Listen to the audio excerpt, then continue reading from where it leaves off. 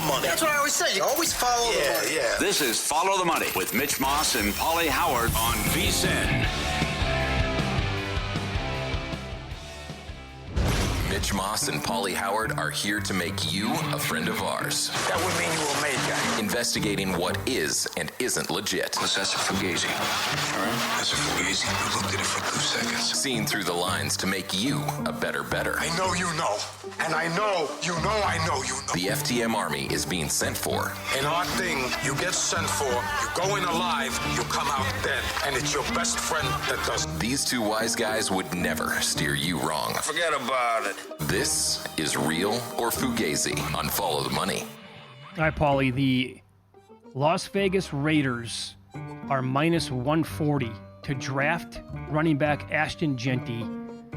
I don't think it's happening. Is that real or Fugazi? Fugazi. I think that's the pick. I think they're taking him. I trust JT, the brick who works for the team and says that's going to be the pick, and that's what Carroll wants to do. You got your quarterback, you get your running back, you have your tight end, defense will be better, and that's, I think, how Carroll's going to approach it. I'm saying this because I heard some comments by Spytech, the new GM. Right? I like him. I think he has a good chance here, right, to make it work here. Yeah. He made some comments about roster construction in an interview that he did in the last couple of weeks, and how you need to build the team in other areas. And by listening to that, I was like, that doesn't sound to me like they're going to go running back. It's also taking a running back that early. I know, exactly right. I love Genty, but that's aggressive, taking him at 6. And then it also comes down to, like, what's the pecking order of power here with the team? Sure. Is Spytech number 1? Or is it Tom Brady?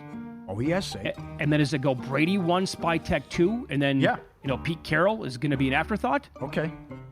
Well, this could also work out for him, that Sanders could be there. After just say tank for Sanders, get a quarterback, and then the guy's dropping. Would Cleveland and or the Giants are making a mistake if they pass on Sanders? Real or Fugazi? Well, that's a great one. I'm going to actually say... Imagine if he's good. How about it's going to come back to Hunt? Well, that'll come back and bite you in the ass for sure. But I'm going to go Fugazi, and that's because I think Travis Hunter is absolutely the real deal. Okay. And I find it very difficult to pass on him. I agree. And I don't know. I mean, Abdul Carter, people are saying that he is like one of the best, and he's absolutely elite at playing that position. So imagine if you, and we know how important like edge guys are in the NFL. They're, some of the most right behind quarterbacks, So it's like, do you team him up with Myles Garrett in Cleveland? Or does he go with a pretty good defensive line in New York? When did Schefter have that tweet? Browns look like they're going to take Carter. 10 days ago? Yeah, probably. Now Hunter's $3 to go to Cleveland. Well, I was going to say, Hunter is now, that number overall, that's the correct move. Is that real or Fugazi? That's real. I'm with you. If you take all these guys on who's going to be the safest pick, best pro, I would say Hunter. And the fact he can play both ways. Yeah, I'm not going to be, if I'm a Browns fan, I'm not going to be screaming, holy hell, if that's the pick. In fact, I'm going to be rejoicing. So Sanders' draft position is 8.5 or 9.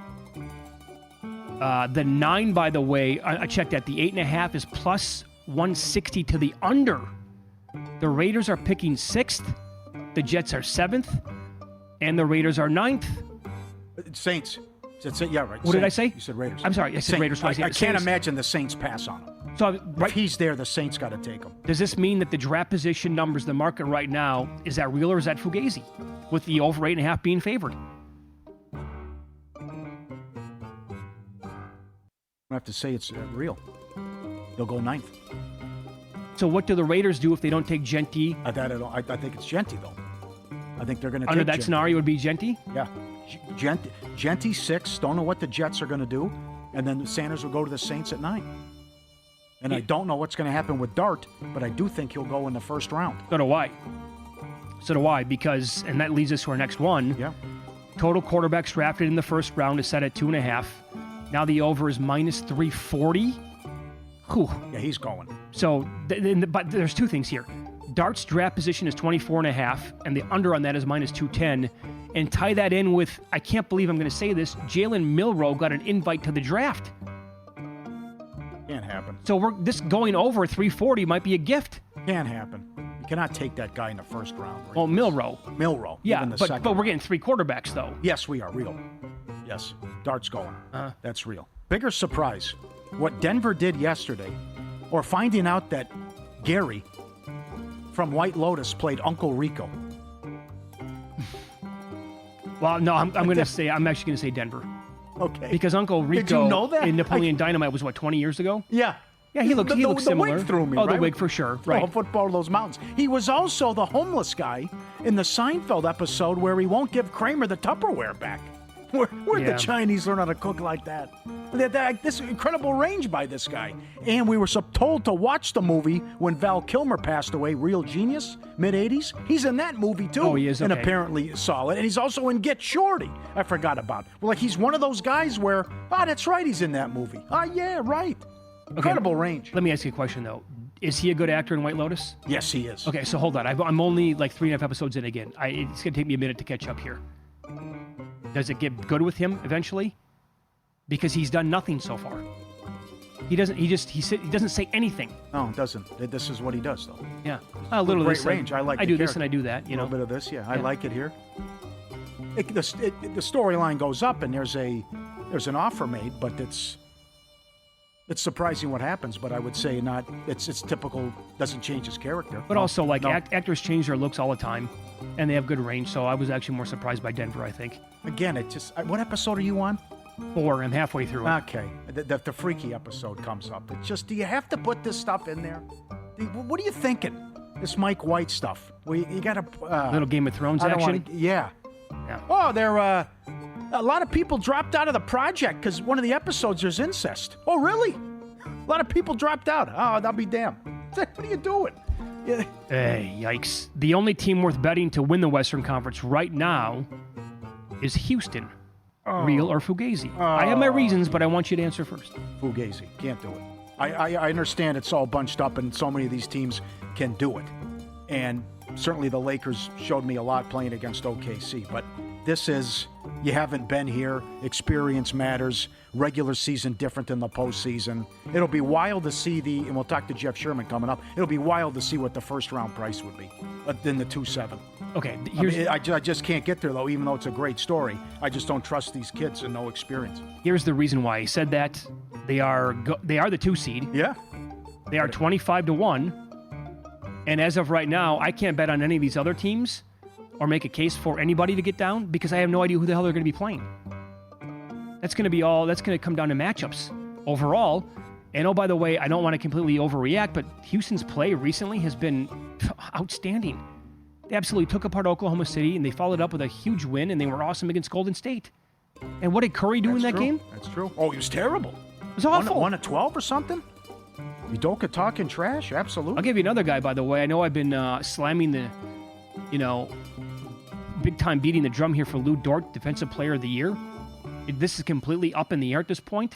When you break it down, Amen Thompson from Houston has a great case. Absolutely.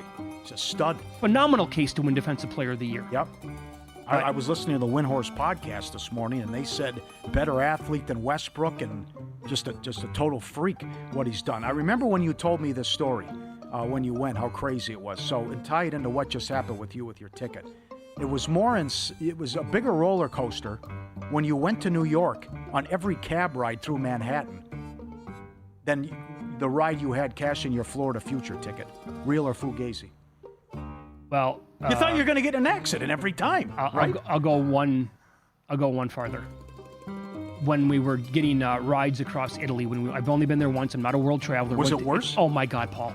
Really? New York City has nothing on Italian taxi drivers. I couldn't believe when I was in Manhattan. I thought I was getting an accident every time how these guys drive. No joke.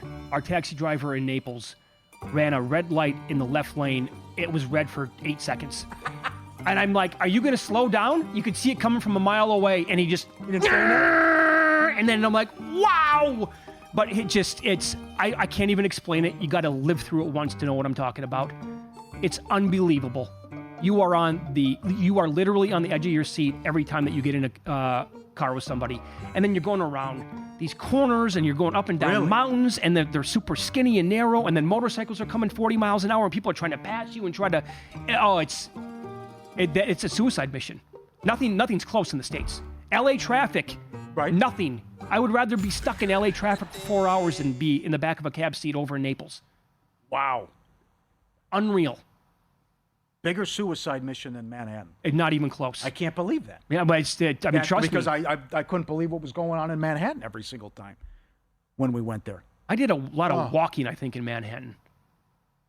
Yeah. Cabs were here and there, but I also wanted to do the subway and stuff like that when we were there.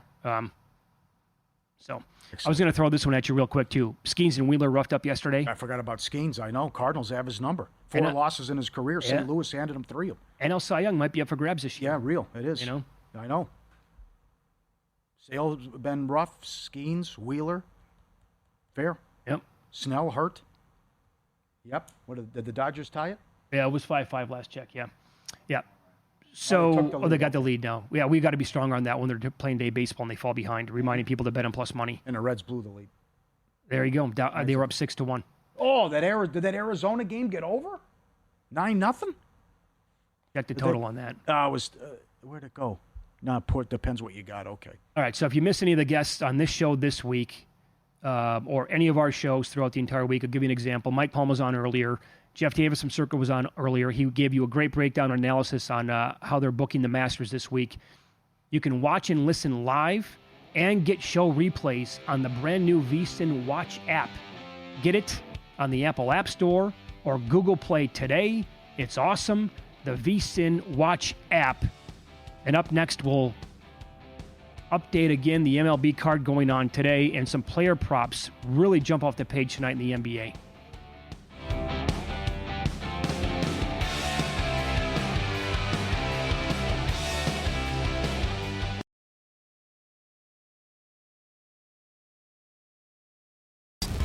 This is Follow the Money on VSiN.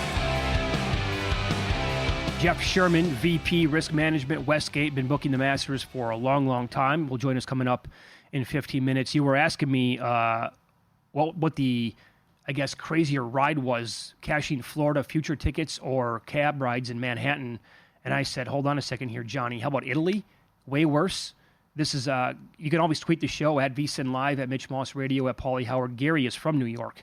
Yeah. And he said, I was back there in September. You're spot on. It's a nightmare compared to New York. I had no idea what I was in store for. Yeah. Because of the landscaping and just like how old it is and the roads and how they were built many years ago. Like sometimes around these corners, both cars going each way, they can't get through. Then you got to stop and you got to back up a little bit, let the other guy through, and nobody has any, there's no like, courtesy over there whatsoever. It's like the Basic Instinct scene when they're up there and you know what I'm talking about with the cars? Oh yeah, that's going to Stenson Beach. Yeah. Yeah. You better pass it. You're nuts if you're going to pass somebody. Of course, yeah. Okay. All right, so we have an update here on some of these players here for tonight. We were making the case for Jordan Poole earlier. He's out, not playing tonight. Look at this. Your boy Grimes. My guy. He's up to 26.5 points at some books. He was 24.5 all morning and at the beginning of the show. So that number is now completely on the move against a team in Washington that is, god-awful. They play no defense. 24.5 at DK still. Is it still? Okay, that's bettable then. Yep. Sick run what he's doing. You're right about no defense. Orlando 8 now. 11-point move in that game. Celtics were 3, sitting everybody. Orlando 8.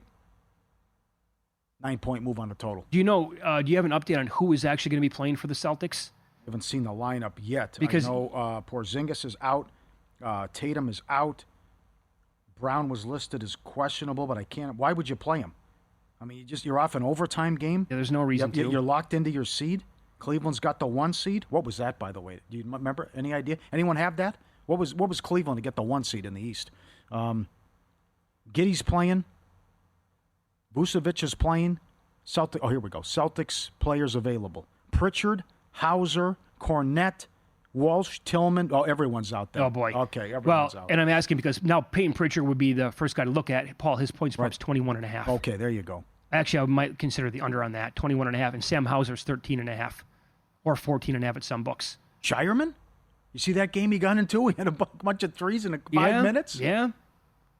He'll chuck. Of course he will. But you're playing a good defensive team in Orlando, and they need the game. Yeah, that's why. I mean, that's correlated there, right? For sure. One reason why, Paul, the total's 206. Orlando is very good on defense, and now Pritchard's got to go for 22 points in this game. The usage and the shot attempts, I'm sure, are going to be there, but they're not going to make it easy on him whatsoever. Yep, and they were ahead of the move, too. I question why the Clippers were 8.5 tonight. Thompson's out. Van Vliet's out. Smith is out. Sengun is out. Kawhi is playing. Look at Kawhi playing back-to-backs. Oh, 10.5 now? Oh, man. There you go. And that opened, 6? Yep. The thinking was that they're going to sit everybody in that game. They have an easy schedule down the stretch. I don't see why the Houston would play them against the Lakers, too, right? They could be handing the Lakers a gift, too, coming up Friday night. L.A. 15-3 in their last 18. Third best net rating.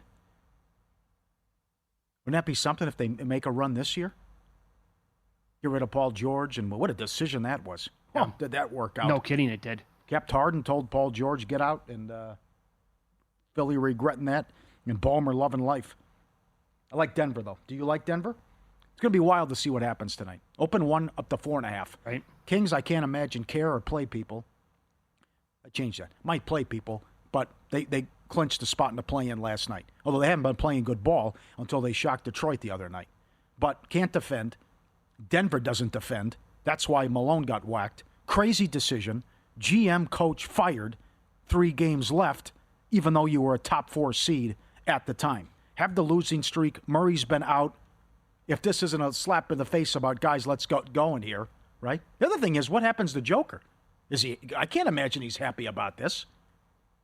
He liked Malone. You won a championship a year and a half ago. Mm-hmm. Be careful with that. Oh, they've wasted his prime, though, and who the next coach is going to be. But this is where I think they come out.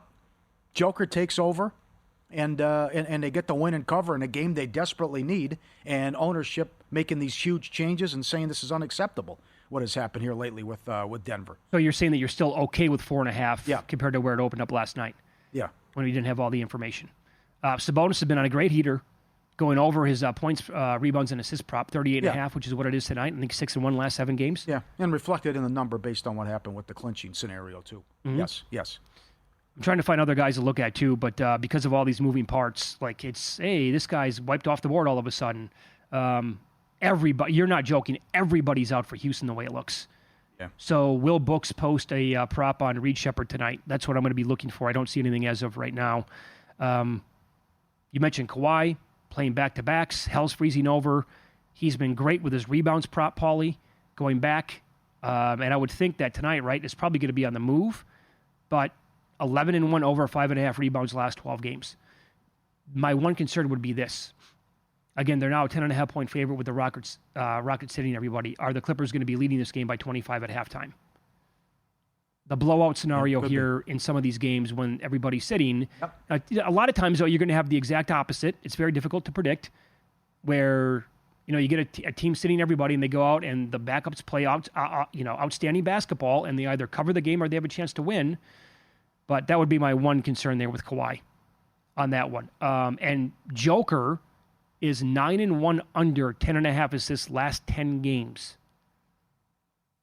That's not been strong for him.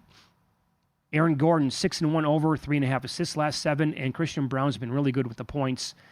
6 straight games over 15.5 points. Bidding on the Laker game? Up to 5 now. Well, first of all, I think the 5 with the Mavericks kind of intrigued me because, if we think that Anthony Davis is going to have a great game tonight, aren't they going to try to, win the game here too? Well, can you get stops, though? And that's the other thing about how Luka's going to treat it. It's a tough call. I would not bet Luka props over, though. This is not like a revenge, and I don't see it that way for him. It's a bizarre homecoming where they love him, and they're angry at the organization and the GM, and they do the fired GM chants, and they throw people out of the arena. It's crazy what's going on. This is weird to me. I've never seen this before, where they trade the guy, then they kind of rip on him about his conditioning. Yeah. And now tonight they have T-shirts there for welcome back or. Yes, and Slovenia. Yeah. Yeah. Crazy organization. Yeah, it really is. Yep. But you're right. But I think it's such an important game for the Lakers that he's not focused on revenge or I'm going to show you. It's let's win this game. I'll defer. I'll get other guys involved. We got to have this game, and I'm not going to go off, and I'm not going to do that. Even still, what happened last night, too, I'm sure he feels bad. Well, Which was a ridiculous decision, as you talked about. They rescinded the technical. And what's going to happen to that official now? nothing. He decided and ruined a great game. Nothing will happen. Because he's a bozo, and the guy's talking to the fan. He thought he's talking to him, and he kicks him out of the game. That's right. So are you intrigued by the 5 with the Mavericks? No. I just don't think they can get stops. And boy, it was the right move, but it kind of backfired, right? That you went for it, and now you got the back-to-back. I feel a lot better if it wasn't a back-to-back, even though the last 6 minutes they took it easy and got blown out once he got kicked out of the game. Remember how Anthony Davis played in his first game as a Mav after the trade? Oh, unbelievable. And then he got hurt? Yeah. But he came out and he was setting the world on fire. Yeah. I think we're going to get that same guy, and I think we're going to get that kind of team tonight. Right. With Dallas. And I'm sure they've said, hey, let's go out and try to get this one, and then we can take it easy the rest until the play-in tournament. Mm-hmm. Probably how they'll treat it as well. I could see that from an organizational standpoint. I think I'm going to be on Kobe White again tonight. You have to be. Points and or PRA. Yeah. Guy has been Fun game. Giddy? so No good. Giddy? Maybe Giddy. I might do both. Heat make it tricky, but Giddy's been good against him this year, and White barely went under his points prop against him earlier in this year, but he was never on this kind of a heater either when he played the Heat earlier in the year. Can you imagine the totals Bulls-Celtics if that's the first round? I hope it's the first round. Oh, my God. But by the would way, be nuts. How about this? Are the Bulls suddenly like a player here in the Eastern Conference next year and beyond? If they can add a couple of right parts in the offseason, maybe with the draft, they might have a rookie or so that might be able to help you out as well. I'm talking about like a 5-6 seed and just be dangerous as hell next year. I think they're dangerous this year. You might have something there. Yeah, I don't trust the organization, though, to do that and make the right moves. I know. They made these trades, and everyone laughed at them, and they fell into something here, though. The Giddy trade's been incredible. I know. Summer specials here. Best deal of the season. Just $59 VSiN Pro Access. Everything we do through August 1st. 50% off the regular monthly price. The Masters, the NFL Draft, NBA, NHL Playoffs, Kentucky Derby. Every pick, every host, every guest. The betting splits, the 24/7 video access. Every sport, every edge, one price. Full access now through August 1st. $59 VSiN.com/subscribe. You pretty stoked for the Masters tomorrow? Can't wait. And added coverage, too. Yeah, I know. Oh, by the way, Big on the how about weekend. this now? We're going to be broadcasting the show live at Stadium Swim on Friday. And it's been like Epic. hoodie weather up until yesterday. It's 95 here on Friday. That happened, that escalated quickly. Yep. Jeff Sherman, Westgate Superbook next. We'll ask him about booking the Masters as well here on Follow the Money. It's VSiN, the Sports Betting Network.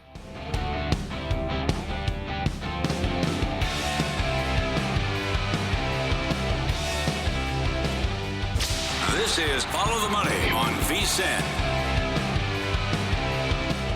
Masters begins coming up. What do we have here? About 12 hours? A little bit longer than that? Right around there? Man, what a week. And, Fingers crossed. We need the good weather. I know. We head out here to the Progressive Guest Line. Jeff Sherman joins the program now, VP Risk Management over at the Westgate Superbook. Jeff, good afternoon. Thanks for the time today. How are you? Oh, doing great. How you guys doing? Doing well. Jeff. You book this thing year long. You put the numbers up for the following year immediately. Do you also bet the Masters throughout the entire year? Oh, there's no question about it. This is the one opportunity you have throughout the year to get some really nice odds and a few months out. And if you can get some trends going, like one example, Joaquin Neiman, he won twice on Live at the start of the year. So I was able to get him at 65-1. So if you pay attention to that stuff, you can get some of these guys at twice the odds that they're going to go off at. Well, who has been popular at your book anyway in terms of getting sharp action at or near the top of the leaderboard? Are you seeing a lot of money on Colin Morikawa? Are you seeing a lot of money on Bryson DeChambeau? Is there somebody else that pops off the page to you? Standout is Morikawa, and we're down to 12-1 on him. He's one of our liabilities. We've taken money at 16 and 14-1 on him. The other one is Bryson DeChambeau. He consistently gets it from the public, holding steady at 16-1, but most notably Morikawa right now.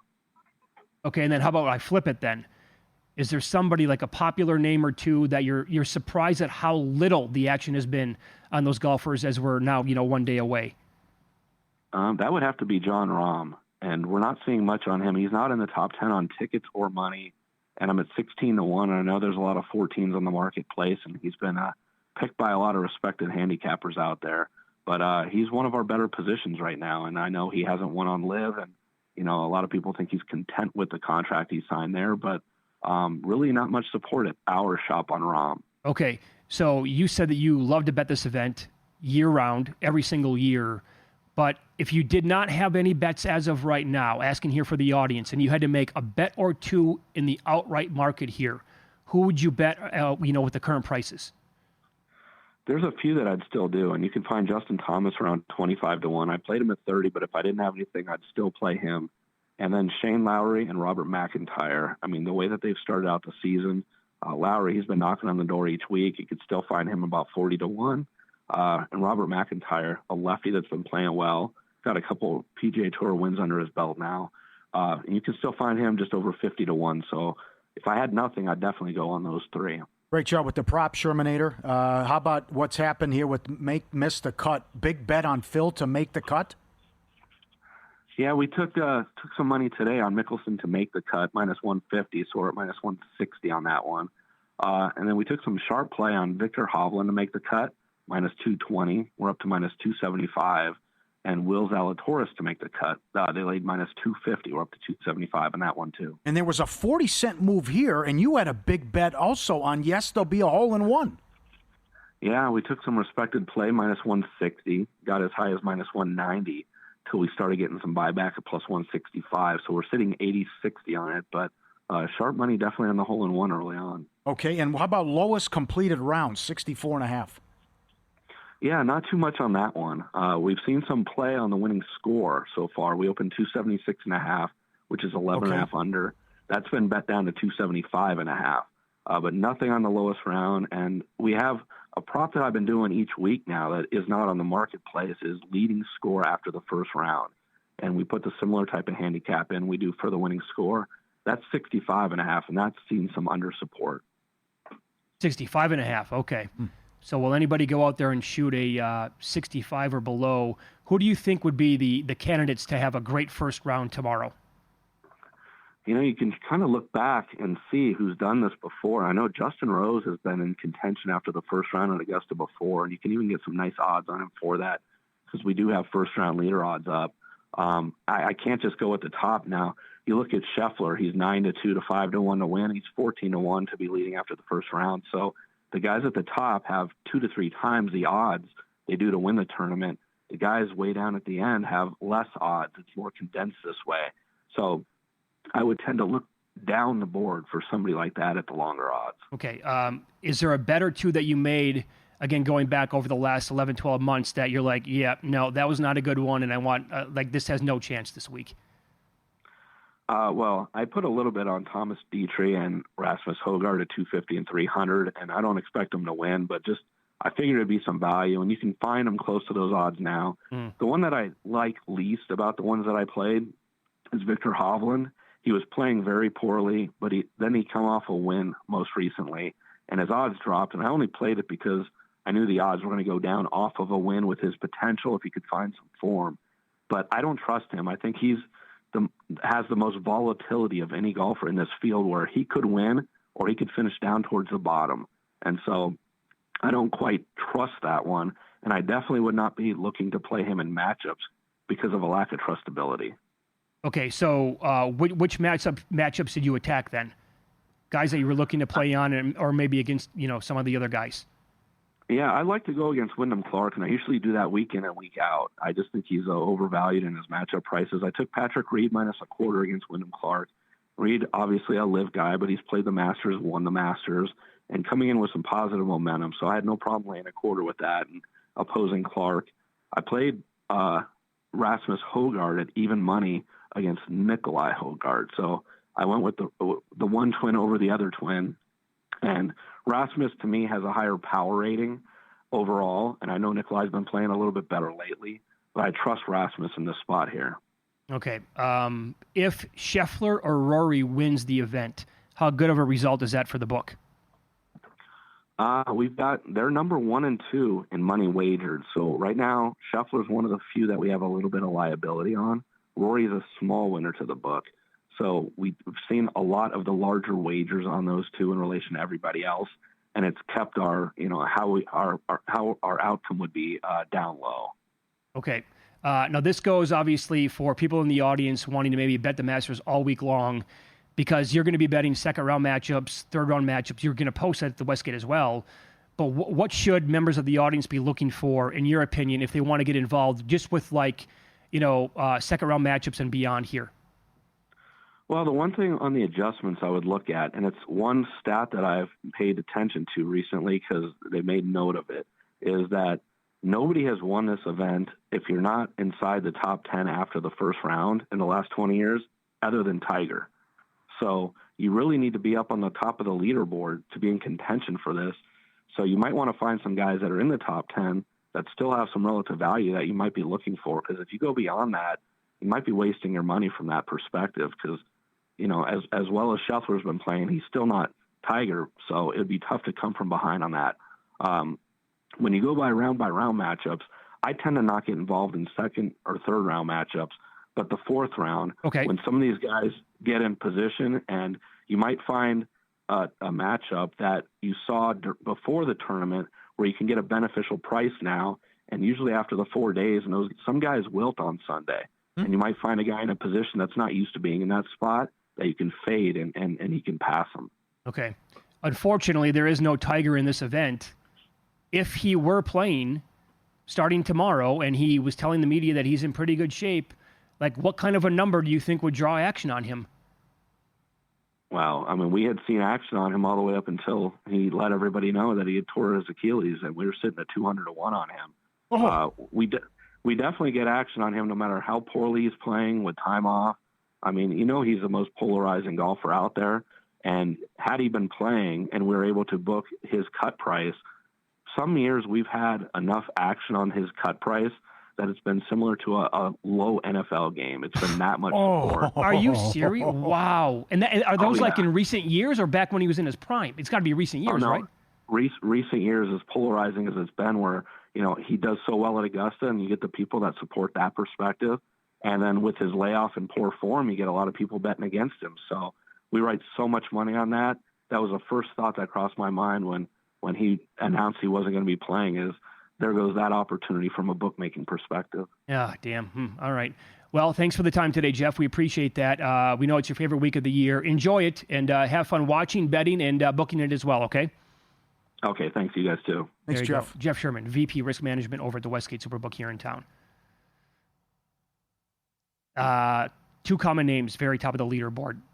I think everybody that I've talked to on that side of the counter, Colin Morikawa, Bryson DeChambeau. I have yet to bet either guy. Why not Morikawa? Too short, too popular? There was an 18 out there, but that was at DraftKings. We can't bet there. And so his number's been around, I think, 13, maybe 14 to 1 here in town.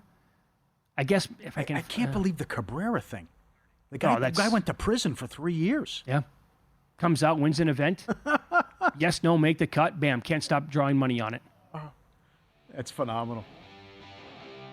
I've heard people on both sides with Hideki. Yeah. And other than our buddy Jeff Seeley, not much action that I've heard on Brooks Koepka. True. Okay. So, in-pocket plays are coming up next. I'll tell you what we're betting here on Follow the Money. It's VSiN, the Sports Betting Network.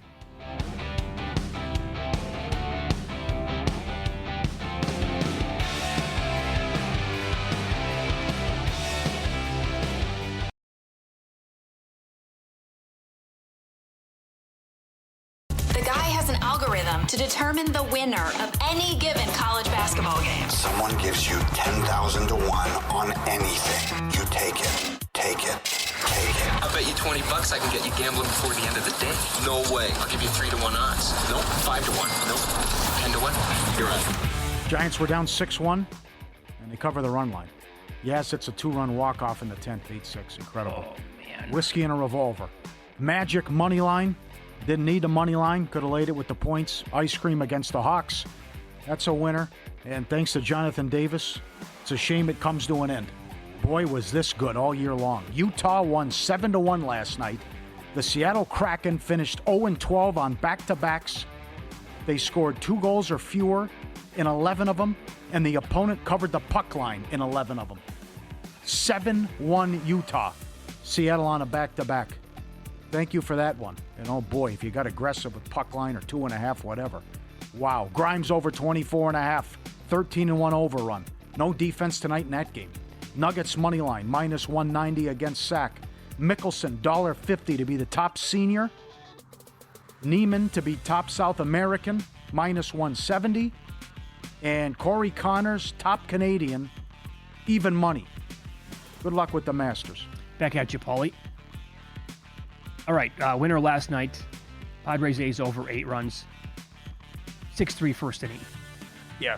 That was a good one. However, I did roll some of that over into today's action as well. 12 hits for the Padres. Yeah, 2 runs. They went, so the first under in Sacramento, 2-1 final score. The first under overall.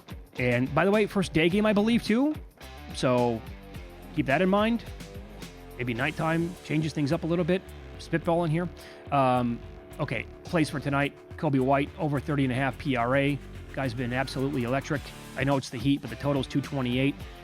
Bulls dictate, I think, more than Miami do. So expecting a lot of points here. Guy's turned into a hell of a basketball player. And I actually like this other guy maybe a little bit better, but it's 35.5. Josh Giddey PRA. 15-3 over this number last 18 games. Doesn't matter the opponent. Near triple-double almost every single game. Also, one thing that you mentioned about Grimes, Giddey can be a little bit of a slow starter with the points. But everything else Grimes big time. Yeah, everything else other than that is typically Houston there. Game. Sorry, other than that Houston game. Grimes defers early, and like that guy from, what's his name, Bona, whatever. The guy was 11 of 12 in that one game shooting to start out, and Grimes still went over. That's right. And Kawhi Leonard over 5.5 rebounds, -125 tonight. Clippers, huge favorites now against the Rockets, who are sitting everybody. I'd like to have more player props for people here, but so many people are out, and the guys who I'm looking for are not posted yet. So, sorry about that. Edge Boost, first ever bank account built for bettors, ensuring all gambling transactions are approved. Card never declined. No usage fees, no minimums. Earn cashback rewards. 100% approval for all betting deposits. Don't get stuck waiting on that wire or paying outrageous fees when you go over your limit. Get paid for what you love doing, which is betting. Sign up today, edgeboost.bet, promo code FTM. Deposit $25. EdgeBoost will match the deposit. Edgeboost.bet, go get it, code FTM. All right, might have our second whiskey and a revolver game going on right now in Seattle because the Mariners have done nothing in this game. They trail 5-0. They've only had 3 hits. Let me get Hunter Brown here. Only 3 Ks, but he only gave up 2 hits over 6 innings. Very good. And the Nationals have 2 on in the 9th. So Houston, they finally got an out. Bases loaded Mariners, nobody out until right now. So now there's 1 out. It's a 1-0 count. Cal Raleigh's at the plate, but they've been, the Mariners have been hideous this year. 1 for 19 last night, runners in scoring position. And what are they batting on the year? 120, I think. So basically, okay. And they struck out 19 times in the game last night. And Valdez, I think, had, what did he have, 8? So every reliever who came in. Rodriguez is in a 1 for 17 skid. Yeah. He's hitting under 200. So, I mean, you're feeling pretty good if you're Houston. That's my point. But now all of a sudden the bases are loaded with Raleigh at the plate. And 2 guys on your right for the Nationals, trailing 6-5 here. Who should be the closer? I think it's Trinan or Scott? Oh, I'd go Scott. Would you? Yeah, I would. Okay. But you know what? In fairness, I like both guys. Yeah. Scott did come in earlier, struck out 2. It's Blake now. He's making it interesting. What do we have for the Nationals in play here? God, imagine they get swept. Oh. Sky is falling big time in Los Angeles after that start. Sell, I know. The starting pitching's been so bad, though. And you're right about the injuries. Got to get an in-play number here on this game. Looks like it might be off the board as of right now, but we'll see what we can find here with that game moving forward. And then later tonight, you brought this up. You think that the Brewers might be a little bit cheap here? Hold on. 5-1. You can take 5-1 on the Nats.